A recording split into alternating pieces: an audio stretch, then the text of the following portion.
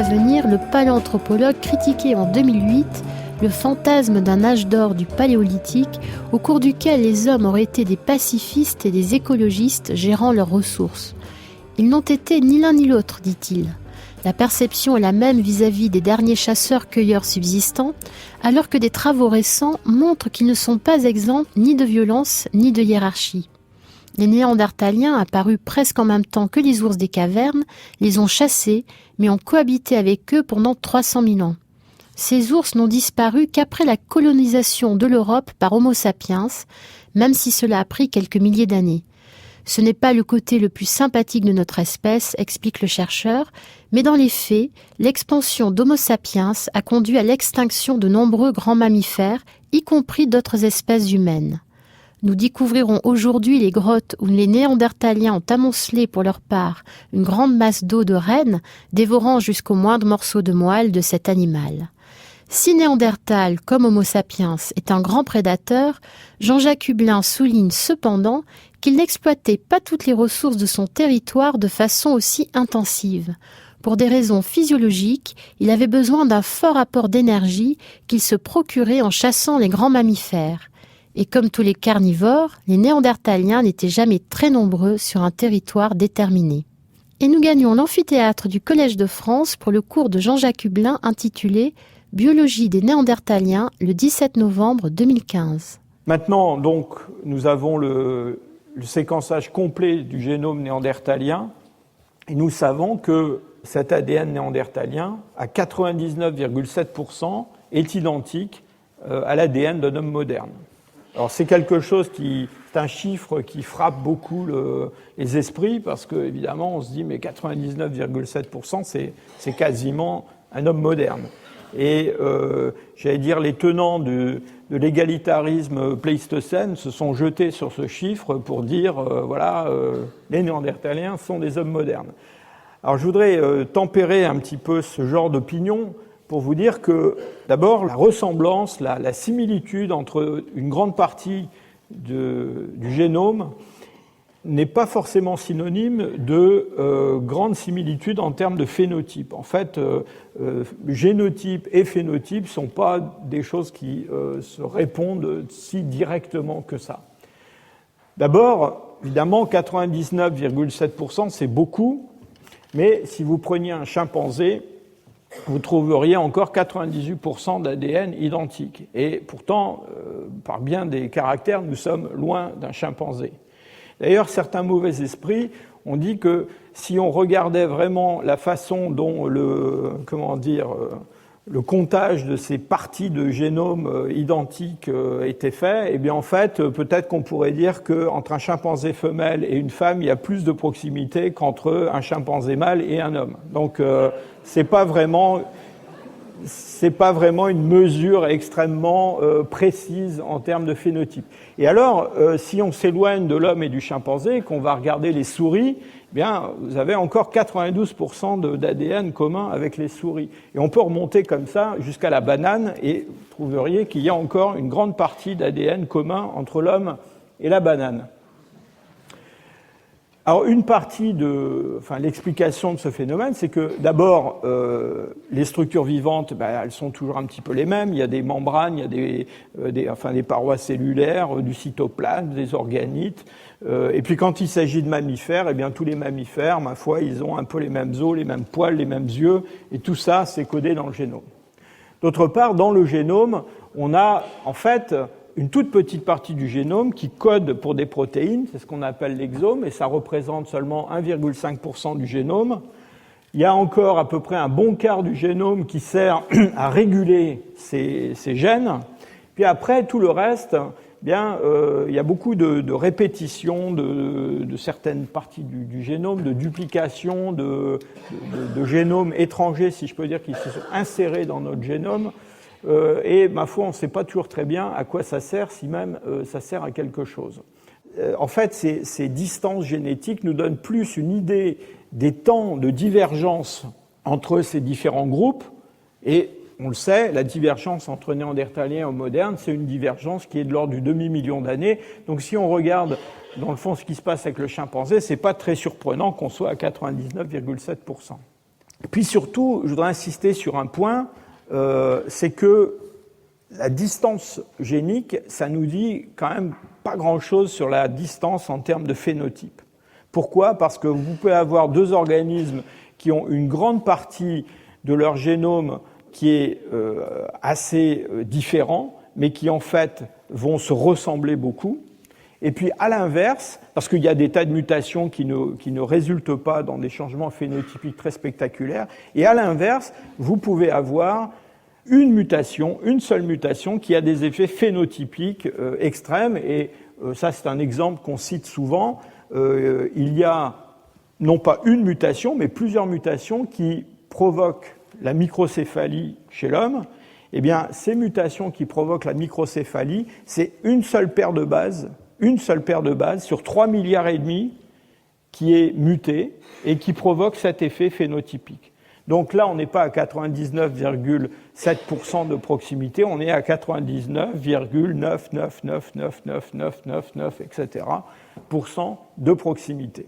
Donc, le génome, c'est pas une espèce d'étalon qui permet de mesurer comme ça les distances en termes de phénotype ou de dire quelque chose sur par exemple l'interfécondité ou pas entre des groupes. Tout peut se passer. Alors, pour en finir avec cette histoire de distance génique et de phénotype, il y a la petite parenthèse que je voulais faire. C'est pour répondre à une question qui m'a été posée un grand nombre de fois, justement à propos de ces 1,5% ou 2% qui séparent l'homme du chimpanzé. Quand mon collègue Svante Pääbo est venu à Paris, on a beaucoup discuté de cette introgression de matériel génétique néandertalien dans le génome humain moderne, en disant, bien, on a pensé au début que c'était entre 1 et 4%, bon, maintenant c'est autour de 2%, l'estimation. Pour les Denisoviens, on est dans certaines populations mélanésiennes ou australiennes, on parle d'une introgression autour de 4%, peut-être même un peu plus parfois. Comment on peut avoir 4 ou 5% d'introgression de matériel génétique d'un être complètement différent de l'homme moderne comme un Denisovien ou un Néandertalien, et en même temps dire on est à 1,5% ou 2% d'un chimpanzé. Alors je pense qu'il faut bien clarifier ça. Quand on parle de différence entre l'homme et le chimpanzé ou l'homme et la souris, on parle de différences qui sont des différences fixes, c'est-à-dire ce sont des différences qu'on va toujours trouver dans cette partie du génome. Il y a une partie du génome du chimpanzé qui est différente du génome de l'homme, un point c'est tout. D'accord ? Maintenant, l'histoire de l'introgression de X% d'ADN dénisovien ou néandertalien dans le génome moderne, ça ne s'appuie pas sur l'identification d'un bout de génome qui serait complètement, différent et exotique. En fait, c'est l'analyse de ce qu'on appelle le polymorphisme, c'est-à-dire le fait que, une partie du génome varie d'un individu à l'autre. Vous vous souvenez, on a dit qu'à peu près, entre deux individus ici dans cette salle, il y avait un nucléotide tous les 1000 nucléotides qui étaient différents de façon un petit peu, hasardeuse. Alors, c'est ce qu'on appelle le polymorphisme. Ce polymorphisme, il ne se traduit pas forcément par des caractères. C'est simplement qu'il y a une lettre de temps en temps, une espèce de faute d'orthographe qui existe quelque part dans l'ADN. Alors ce polymorphisme, il existe chez l'homme actuel, et on a un polymorphisme identique chez les Néandertaliens ou chez les Denisoviens sur une grande partie du génome. Simplement, les proportions, la fréquence relative de différents allèles, de différentes variétés dans ces substitutions n'est pas la même chez les Néandertaliens, chez les Denisoviens et chez les hommes modernes. Et en fait, c'est une modélisation mathématique qui permet de montrer qu'on a un peu plus d'ADN néandertalien, d'origine néandertalien dans notre génome que n'en ont les populations africaines, par exemple. Mais ça ne correspond pas à des espèces de différences fixes qu'on trouverait toujours entre le génome néandertalien et le génome moderne. J'espère que c'est clair. Alors, venons-en maintenant au phénotype. Donc, ce génome, il s'exprime dans un phénotype, mais il faut bien comprendre qu'il ne s'exprime pas d'une façon simple. Et donc, il y a énormément de questions, de travaux qui s'intéressent à la question, dans le fond, de savoir pourquoi le phénotype des Néandertaliens est différent de celui d'un homme actuel. Sur cette reconstitution d'un squelette néandertalien complet, on voit au premier coup d'œil que, d'abord, le crâne est très différent, on en a beaucoup parlé, la forme de la boîte crânienne, la projection de la partie centrale de la face, une morphologie de la mandibule très particulière, ces grandes orbites, cette ouverture nasale très très grande, donc un crâne très différent, mais on a aussi des différences dans le squelette postcrânien, dans la silhouette et les proportions, et pour dire les choses simplement, les Néandertaliens sont extrêmement costauds. Voilà. Donc ils ne sont pas très grands, mais ils ont un format corporel extrêmement puissant, avec d'une façon générale un tronc qui est plus large que ce qu'on trouve chez la plupart des hommes actuels. Et ce tronc très large, avec une cage thoracique très profonde aussi, entraîne tout un tas de détails anatomiques qui sont différents. Les clavicules chez les Néandertaliens sont assez longues comparées à ce qu'on trouve chez les hommes modernes. Le bassin, lui aussi, a des détails anatomiques qui sont liés à cet élargissement. Par exemple, le pubis, un rameau supérieur qui est allongé. Les Néandertaliens, même les Néandertaliens mâles, ont un pelvis qui a l'air un petit peu féminin de notre point de vue moderne à cause de cet élargissement. Et puis quand on regarde les os individuellement, on se rend compte que ces os ont une très grande robustesse. Pratiquement tout ce qu'on peut mesurer en largeur et en épaisseur chez un Néandertalien, en particulier dans les articulations, va donner des mesures supérieures à ce qu'on trouve chez des populations modernes. Je ne veux pas rentrer dans les détails anatomiques, mais il y a 2 ou 3 points que je voudrais quand même soulever. Des points qui sont liés au développement, à la jeunesse de ces caractères. Et puis, je voudrais dire quelques mots aussi sur le fait que, en fait, la mise en place de ces caractères, c'est quelque chose qui peut se faire avec justement une relative économie de moyens du point de vue génétique. C'est-à-dire on n'est pas obligé d'imaginer des différences très importantes dans le génome. Alors, parlons un peu du développement d'abord. On a la chance de connaître des fossiles de Néandertaliens immatures, des enfants et même des nouveau-nés. On connaît 2 nouveau-nés qui sont relativement bien conservé. Il s'agit d'un squelette qui a été découvert dans le Nord-Caucase, un gisement qui s'appelle Mezmaïskaya.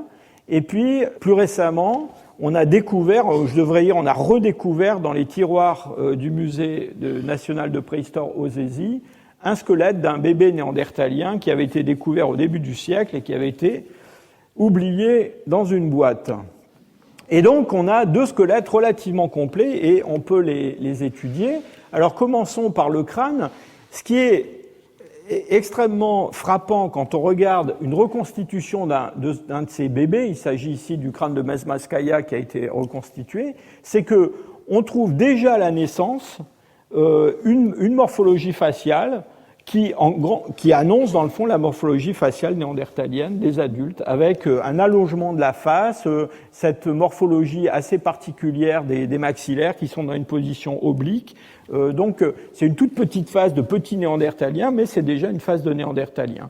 Et donc il est assez difficile de penser que c'est l'action de l'environnement, la nutrition, la mastication, quelque chose comme ça, qui est à l'origine des différences qu'on observe entre néandertaliens et hommes modernes.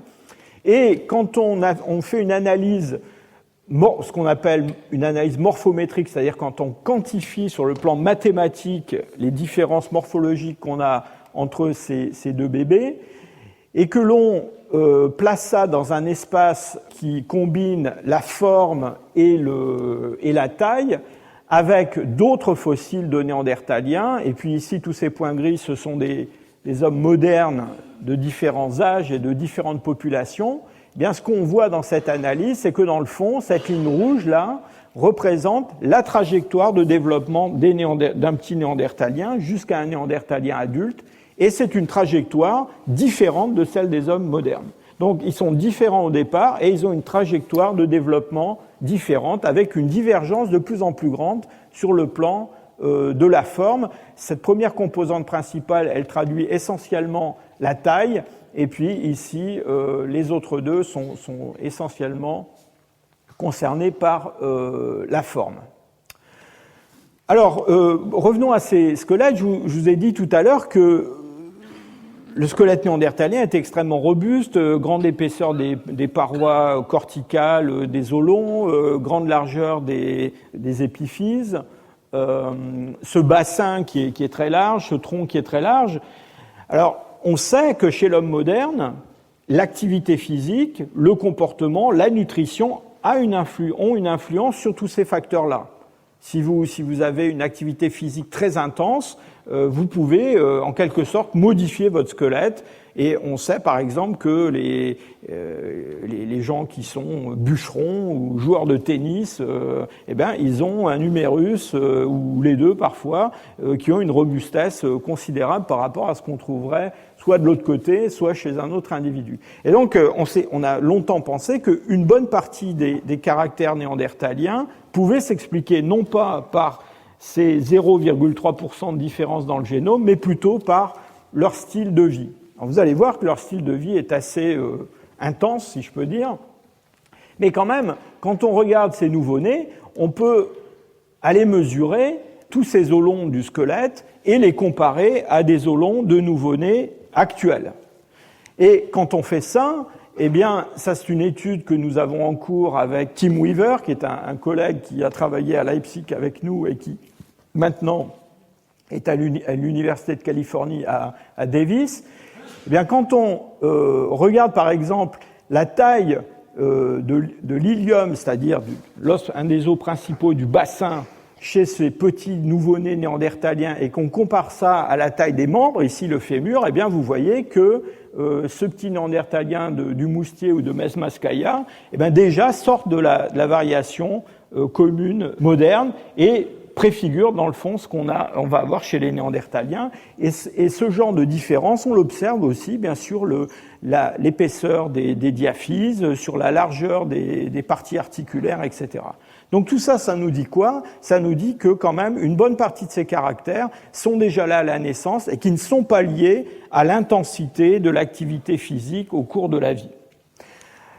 Alors maintenant, gros, ce que je suis en train de vous dire là, on pourrait continuer en parlant de caractères dentaires par exemple, c'est qu'il y a quand même une bonne partie des différences qu'on observe chez l'adulte qui sont liées à quelque chose qui est, j'allais dire, intrinsèque, probablement enfoui quelque part dans le génome des néandertaliens et qui n'est pas lié simplement à leur environnement. Alors maintenant, comment ces caractères se développent? Eh bien, pas forcément parce qu'il y a quelque part dans le génome une information qui dit, voilà, il faut que le labyrinthe soit comme ça. Pourquoi? Eh bien, parce que pendant le développement, eh bien, on a les différents organes qui connaissent une croissance.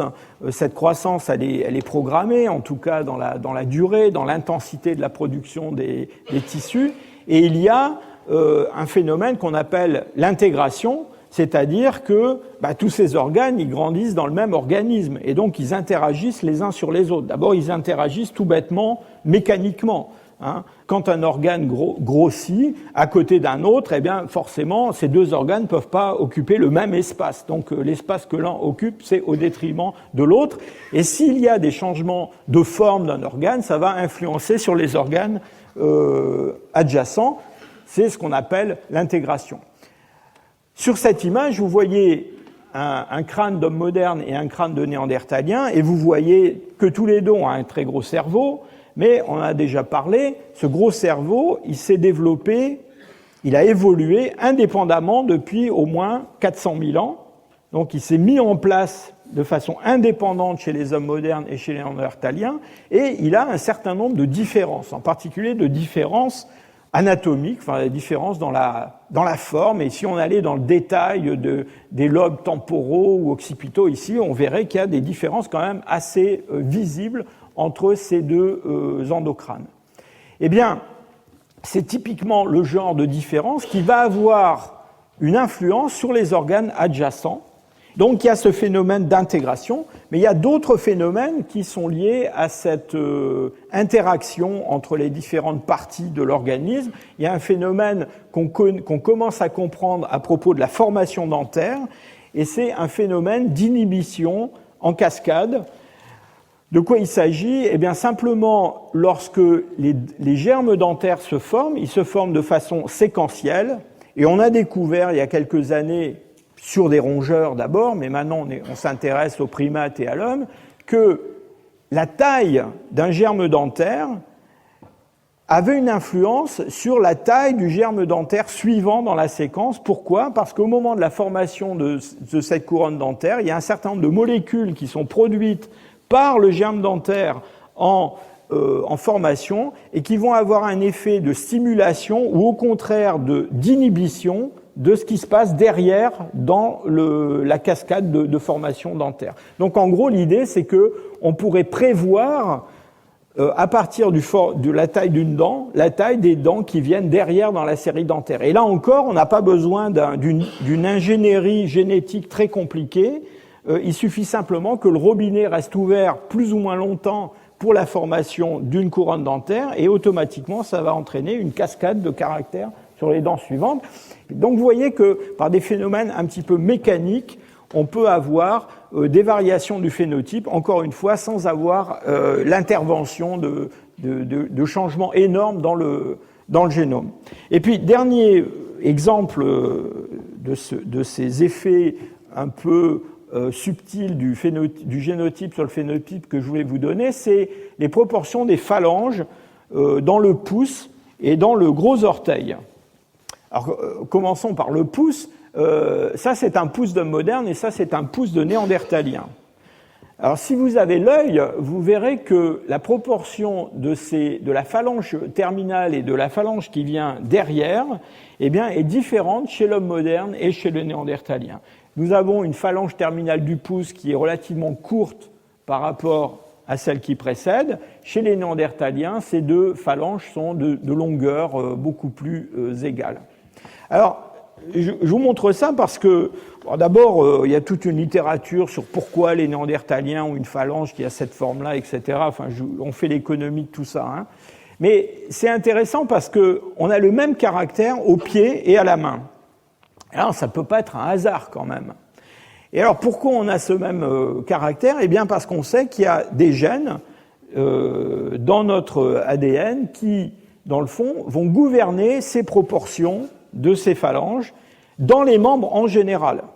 Et donc, il est possible que, sur le plan adaptatif, sur le plan sélectif, ce caractère, il a été retenu comme utile à la main, mais comme ce sont les mêmes gènes le même système de gènes qui gouverne ces proportions dans les pieds et dans les mains, ben on va avoir le même caractère qui va apparaître dans un autre membre.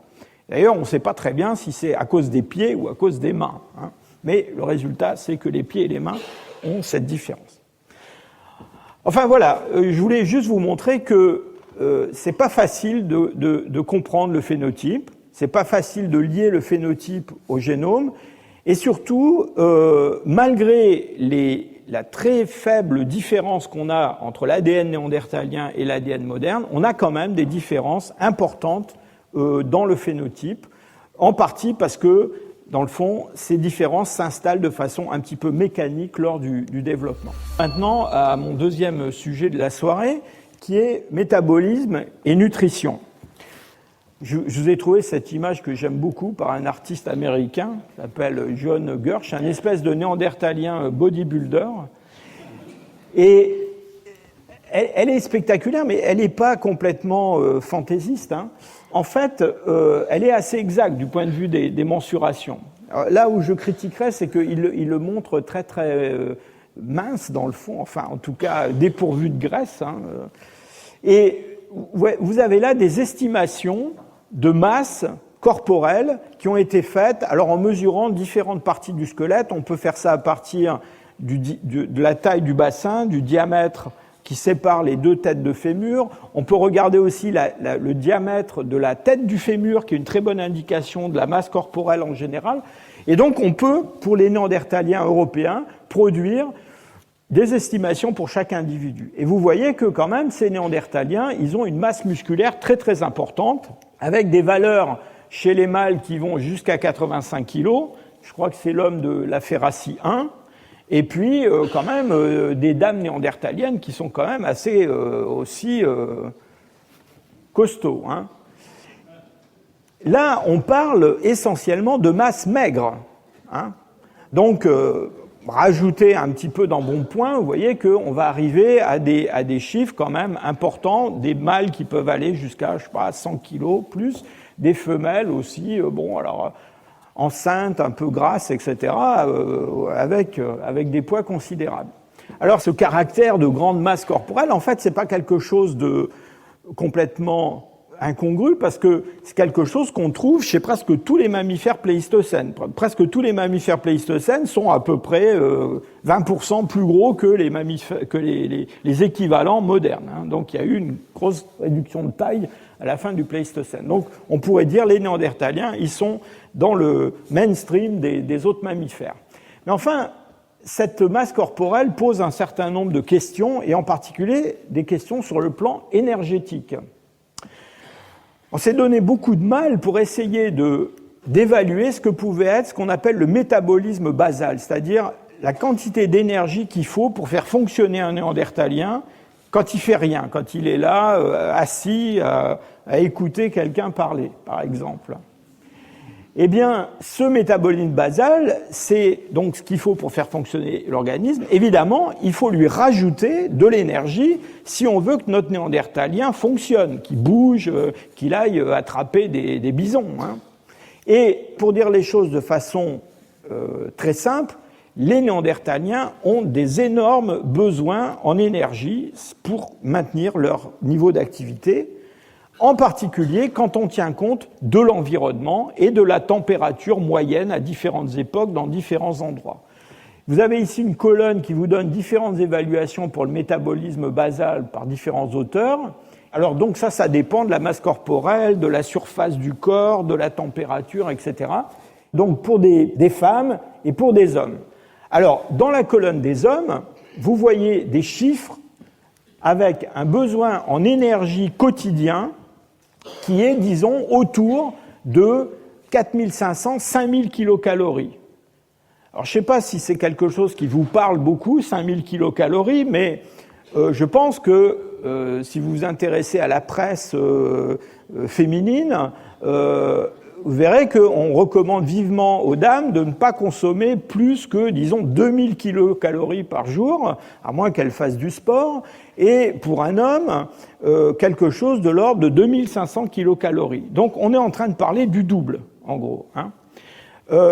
Un coureur du Tour de France qui fait des étapes moyennes d'à peu près 180 km par jour a besoin de entre 5000 et 7000 kilocalories pour faire ces étapes du Tour de France. Donc, nos néandertaliens, ils sont pas loin de faire le Tour de France tous les jours. Hein, tous les jours. Donc, c'est une énorme dépense d'énergie. Ce sont des dépenses en énergie qu'on va retrouver, enfin, pas à un niveau aussi élevé, mais qu'on va retrouver chez des hommes modernes qui vivent en milieu arctique. Et donc, voilà, un chasseur inuit qui vit sur la banquise, eh bien, il va lui falloir, quand il chasse, quand il est en pleine activité sur la banquise, avec une température moyenne qui est en dessous de 0 degré, il va lui falloir 4500 kilocalories par jour.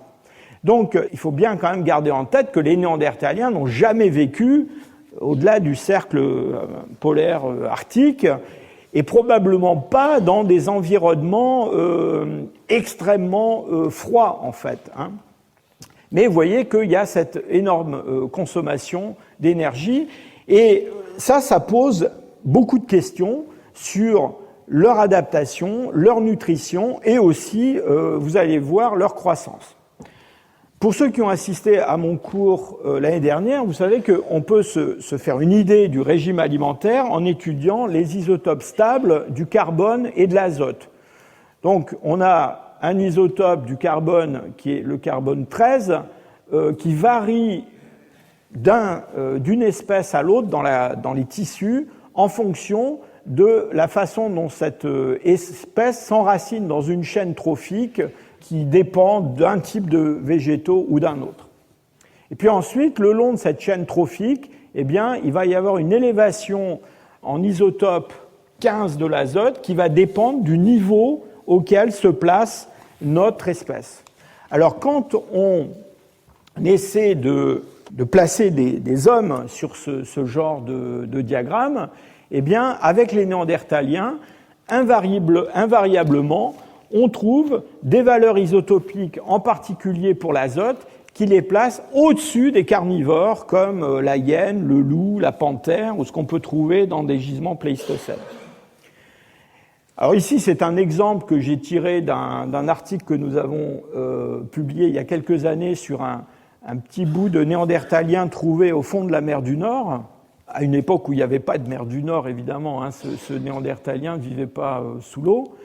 Et vous voyez qu'il se trouve, quand on le compare à des herbivores, des omnivores, à des carnivores terrestres, il se trouve bien au-dessus. Et donc, on a tiré de ça l'idée que les néandertaliens étaient des espèces de super prédateurs, de super carnivores. Et de fait, on peut aller regarder, dans le fond, ce que nous dit l'archéologie et ce que nous dit aussi l'étude des chasseurs-cueilleurs modernes sur la façon dont on peut exploiter l'environnement dans des milieux, sinon très froids, mais du moins frais. Donc voilà un tableau que j'ai tiré d'un travail de Steve Churchill, où il vous donne la valeur énergétique d'un caribou, d'un renne de 80 kg, en bonne santé, gras, à la bonne saison. Enfin, j'ajoute tout ça parce que il n'y a pas que des caribous gras, il n'y a pas que des bonnes saisons. Hein. Et donc, vous voyez qu'on arrive à un chiffre total une fois qu'on a vraiment tout mangé, c'est-à-dire pas seulement les muscles, hein, mais les organes, la graisse, ce qui est à l'intérieur des os, la moelle, tout, on ne laisse que des os. Eh bien, on peut en tirer 125 000 kilocalories. Donc, si vous rapportez ça aux chiffres que je vous ai donnés sur la consommation énergétique par un néandertalien adulte, eh bien, on parle de 1 renne tous les jours pour un groupe de néandertaliens, disons de 25 adultes ou de peut-être une trentaine d'individus s'il y a des enfants ou des femmes. Enfin, s'il y a des femmes enceintes, elles vont avoir besoin de plus de nourriture. Puis, on ne peut pas tout vraiment manger aussi facilement que ça. Donc, voilà, ça vous donne une idée des besoins en termes d'approvisionnement de ce prédateur dans l'environnement. Et ça explique qu'on trouve dans des gisements moustériens, ici il s'agit d'un gisement de Charente-Maritime qui a été fouillé il y a quelques années, vous voyez, ces gisements sont des amoncellements d'os de rennes dans ce cas-là, mais ça existe avec d'autres mammifères, hein, des chevaux, des bisons, d'autres bêtes, et ces amoncellements d'os sont brisés entièrement, c'est-à-dire qu'on a extrait absolument toutes les calories possibles de ces carcasses de rennes. Et si vous vous rappelez ce que je vous ai dit sur ma comparaison avec le Tour de France, c'est assez facile à comprendre qu'on soit désespéré à vouloir absolument manger chaque goutte de moelle de chaque os. Alors, cette reconstitution de l'alimentation néandertalienne a donné quand même lieu à un certain nombre de critiques. Je ne veux pas rentrer trop là-dedans, mais d'abord sur le plan des résultats isotopiques.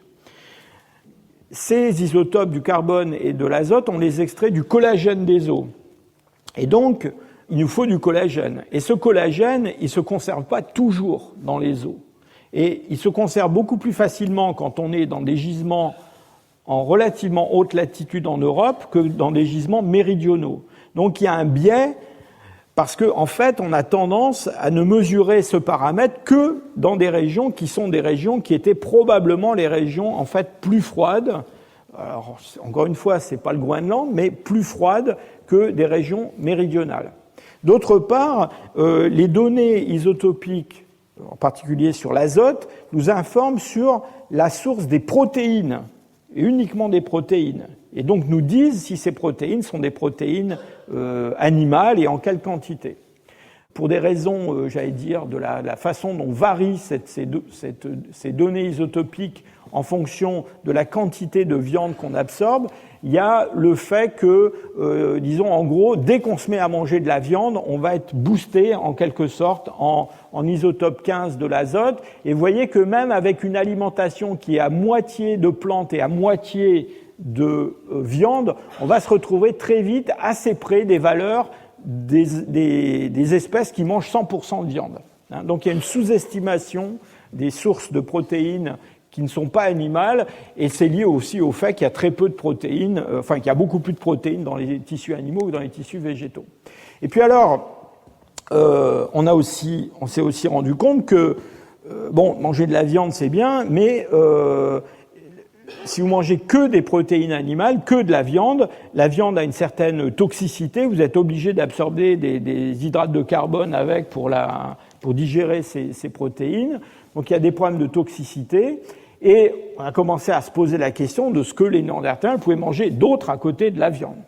Alors il y a plusieurs études qui ont confirmé donc cette alimentation beaucoup plus variée. D'abord des études sur l'usure des surfaces d'émail dentaire, et en étudiant de façon, quantifiée les variations de ces microstries, et en les comparant aux microstries qu'on peut trouver chez des populations actuelles dont on connaît le régime alimentaire, et on s'est rendu compte qu'en fait, les Néandertaliens, ils avaient des régimes qui étaient quand même plus variés que être seulement des sortes de hypercarnivores, et que ces variations, elles avaient l'air d'être surtout liées au paysage, et donc à la fois aux périodes géologiques, plus ou moins tempérées, et puis aussi à la géographie. Donc en gros, quand on descendait vers le bassin méditerranéen ou vers le Proche-Orient, on trouvait quelque chose d'assez différent. Et puis, plus récemment, on a commencé à s'intéresser au tartre dentaire, et dans ce tartre dentaire, on peut trouver des phytolithes de plantes, on peut trouver des petits grains d'amidon qui viennent de plantes, et donc tout ça, ça nous suggère quand même que les Néandertaliens, au moins quand la saison s'y prêtait, devaient adjoindre à leur nourriture carnée de la nourriture végétale. Le problème qu'on a actuellement, c'est qu'on a du mal à quantifier cette proportion de nourriture végétale, mais on sait qu'elle est là. Alors ces histoires d'énergie, de consommation d'énergie, d'avoir besoin de manger beaucoup, ça a de nombreuses implications sur le plan de la croissance et du développement. D'abord, on sait que dans les populations qui vivent dans les hautes latitudes, dans des climats froids, les nouveau-nés ont tendance à être d'un poids plus élevé que chez les populations qui vivent à des plus basses latitudes. Ça va aussi avec le fait que les mères elles-mêmes ont tendance à avoir un poids plus élevé. Plus on va vers le nord et plus les choses s'alourdissent, si je peux dire. Et donc, si on a des gros bébés, ils demandent plus d'énergie. Vous vous souvenez, nos femmes néandertaliennes, tout à l'heure, là, il leur fallait quelque chose comme 3500, 4000, même un peu plus, kilocalories par jour. Une femme enceinte, il lui faut environ 175 kilocalories de plus pendant une partie de la gestation. Et quand elle va se mettre à allaiter son nouveau-né, alors là, ça va monter à 500 kilocalories. Et donc, vous voyez que, là encore, ça pose vraiment des questions sur le besoin de ces populations d'acquérir une grande quantité de calories, d'extraire une grande quantité de calories dans l'environnement. Et ça nous dit aussi des choses aussi probablement sur les risques encourus par ces populations au cours des cycles saisonniers. Presque toutes les populations de chasseurs-cueilleurs, surtout celles qui vivent dans des environnements plutôt froids, connaissent des périodes de disette. En gros, quand vous chassez des mammifères pour vous nourrir, des grands mammifères, la fin de l'hiver et le printemps, le début du printemps, c'est une période difficile parce que c'est une période où les animaux ont très peu de graisse et donc vous avez beaucoup de mal, même si vous attrapez votre reine, là, pour vos 25 néandertaliens, à avoir vos 125 000 kilocalories. Et probablement, il ne faisait pas bon être enceinte ou en train d'allaiter à ce moment-là de l'année. Et donc, c'est probablement une cause de mortalité infantile ou de gestation qui ne sont pas menées à terme.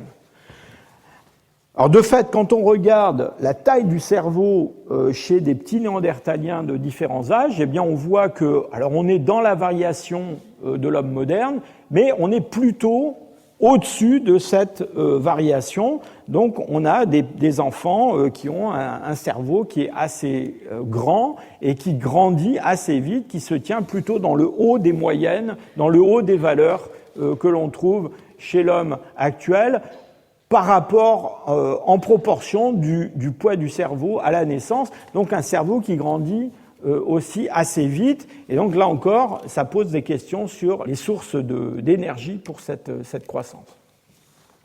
On s'est posé beaucoup de questions sur la parturition chez les Néandertaliens, parce que c'est bien beau d'avoir un gros cerveau, c'est bien beau d'avoir des bébés qui ont un beau cerveau aussi, il faut les mettre au monde, et vous savez, enfin, je pense qu'il y a une bonne partie du public qui sait que mettre au monde des bébés, c'est pas évident. Alors, qu'en est-il des Néandertaliens ? Bien, on a essayé de reconstituer des bassins de femmes néandertaliennes. Malheureusement, il n'y en a pas beaucoup. Il y a quelques années de ça, avec mon collègue Tim Weaver, on a travaillé sur la reconstitution d'un bassin relativement complet de femmes néandertaliennes, qui est le bassin de Taboun. C'est un gisement qui est en Israël. Donc on a réussi à faire une reconstitution qu'on pense relativement exacte. Puis on s'est intéressé à un bassin d'hommes qui vient aussi d'Israël, qui est relativement complet. Alors vous me direz, les hommes ne mettent pas au monde des bébés. Mais ce qu'on peut faire, c'est utiliser les équations mathématiques qui permettent de prédire la taille et la forme d'un bassin féminin à partir des paramètres d'un bassin masculin chez l'homme moderne, et puis essayer d'appliquer ces mêmes transformations mathématiques, géométriques, à un bassin masculin néandertalien pour fabriquer son équivalent femelle. Ça valait le coup d'essayer. Le fait est que quand on fait cette transformation, on tombe sur une forme qui est très proche de celle du bassin féminin de Taboun.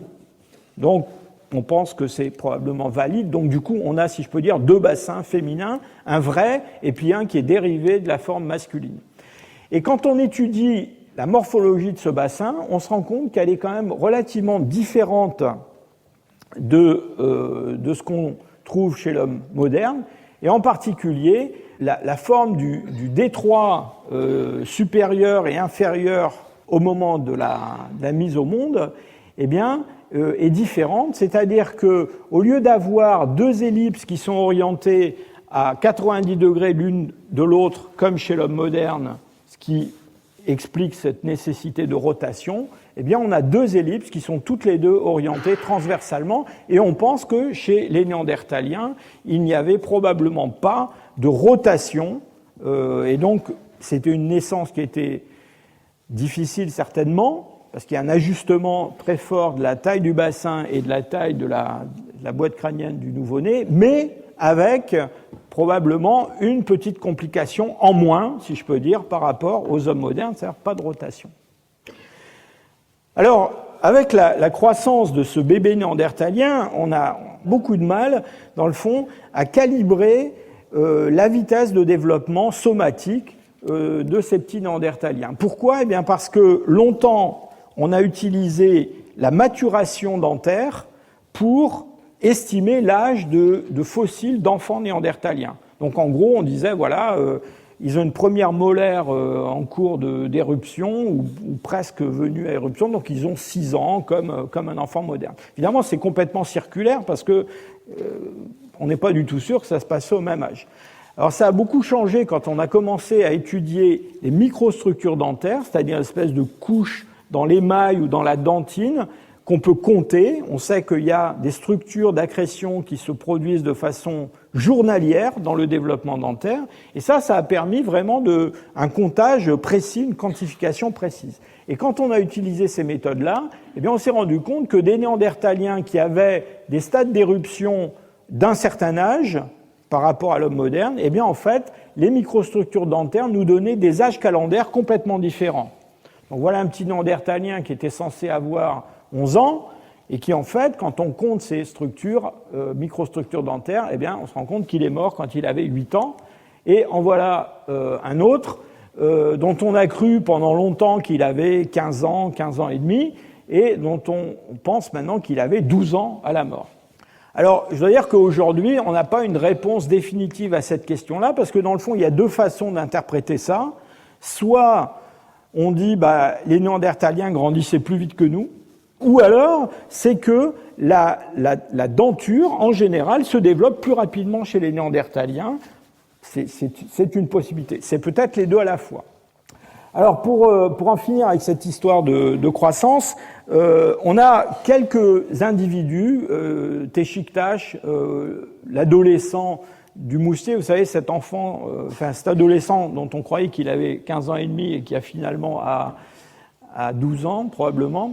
Et donc, quand on regarde ces Néandertaliens plus âgés, l'impression qu'on a quand même, c'est qu'ils ont, en particulier cet enfant, cet adolescent du moustier, à 12 ans, il a une troisième molaire qui est en formation, en cours d'éruption. On sait que chez pratiquement tous les mammifères, quand cette troisième molaire est sortie, eh bien, c'est la fin du développement squelettique. Et on rentre dans l'âge de reproduction. Donc ça suggère que peut-être on a quand même chez les Néandertaliens une adolescence, en tout cas une entrée dans l'âge adulte qui est plus précoce que celle qu'on a chez les hommes actuels.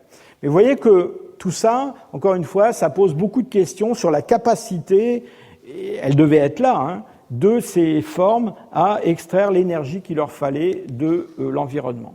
Alors pour finir, je voudrais juste vous dire un mot encore sur l'environnement.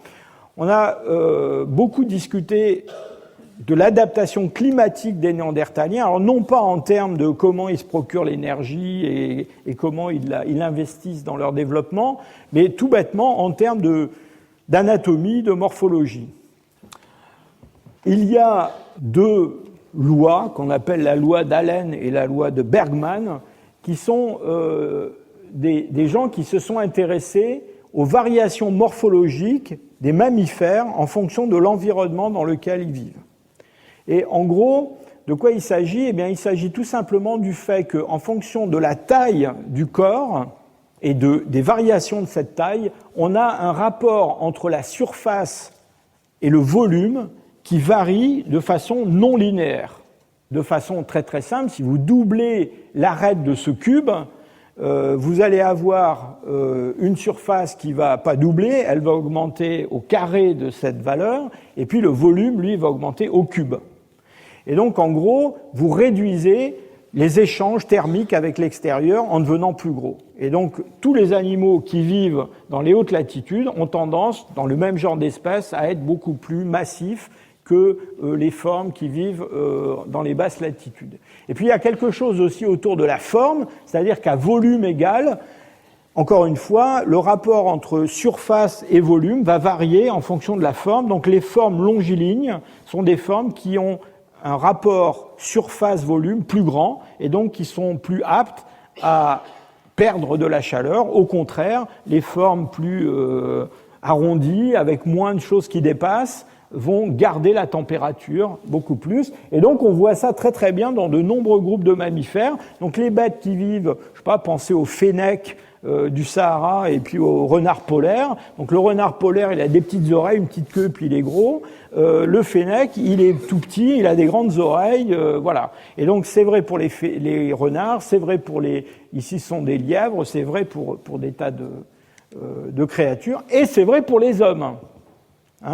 Et donc quand on regarde les proportions corporelles des hommes, vous voyez que le long de cette première coordonnée principale, dans cette analyse qui prend en compte tous ces paramètres, en gros, on a des populations qui s'échelonnent entre l'Est africain et puis à droite, les Norvégiens, les Anglais, les Français, les Bosniaques.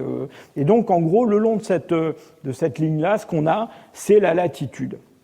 Et si on plotte un Néandertalien là-dedans, eh bien, il tombe là, au-delà de tout ce qu'on connaît en Europe et proche de ce qu'on trouve chez des Inuits, chez des gens qui vivent dans les très très hautes latitudes. Alors, c'est très probablement une réponse à cet environnement. Quand on regarde mes nouveau-nés, vous savez, Mezmaiskaya et le moustier 2 que je vous ai montré tout à l'heure, eh bien, à la naissance, ils ont déjà un petit peu ce format néandertalien. Et donc, c'est pas juste l'environnement. On sait que l'environnement joue sur ces paramètres-là, mais là, encore une fois, on a l'impression que c'est quelque chose qui est programmé. Alors, on a aussi discuté beaucoup de la morphologie faciale des Néandertaliens, en expliquant que c'était aussi quelque chose qui les préparait, qui les adaptait à des environnements froids. On sait en particulier que la morphologie nasale, la cavité nasale, c'est quelque chose qui varie chez l'homme actuel en fonction du climat. En gros, dans les climats froids, on a des cavités nasales étroites avec une grande turbulence de l'air froid qui rentre dans la cavité nasale et qui va se réchauffer au contact des muqueuses, qui va aussi s'humidifier.